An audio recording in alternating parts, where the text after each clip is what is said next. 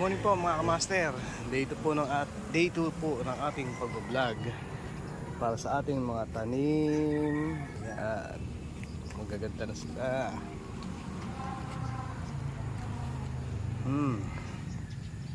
Buhay na buhay.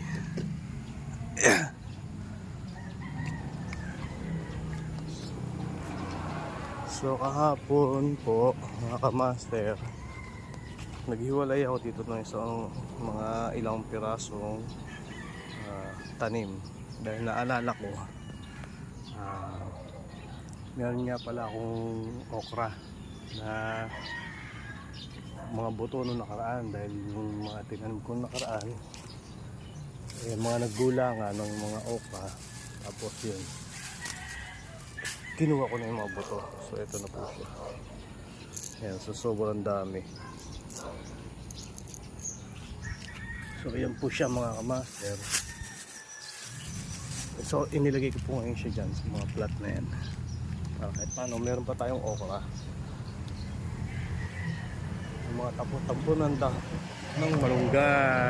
malunggay. Okay lang yan, pakikita ba yan. And then meron tayo dito ng papaya. So 13 piraso yata ito na ako kong buto doon sa isang bunga na papaya na maliit. Tapos yung atin dito mga tanim, ayan, mga nagsibulan yung mga iba. Ewan ko kung nakita natin ito kahapon, pero may mga tumutubo na, lumulusot ng mga buto. So didiligan lang po natin siya. Hinaan lang natin siya madiligan, lalo na kung mainit. Dahil kasi malulusaw yung ating halaman kaya siya ay natuyo sa init.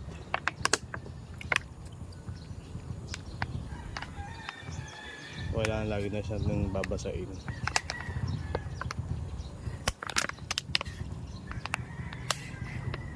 Ayun, may mga talong pa tayo sa gilid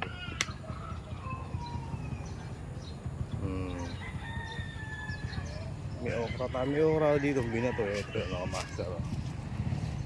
Ayan ano kamaster, okra. Yes. Yan. So kailangan lang po natin siyang diligan.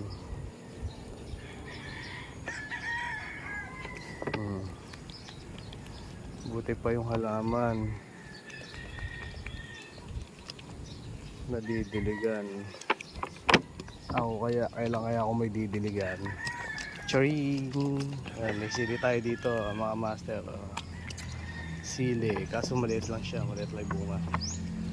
Dalawa yan. Tanim ng aking mudrabels.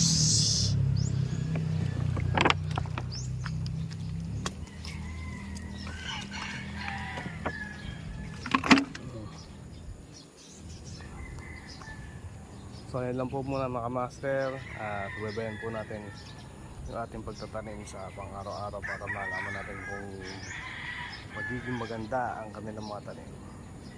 Maraming salamat po. Magandang umaga. God bless.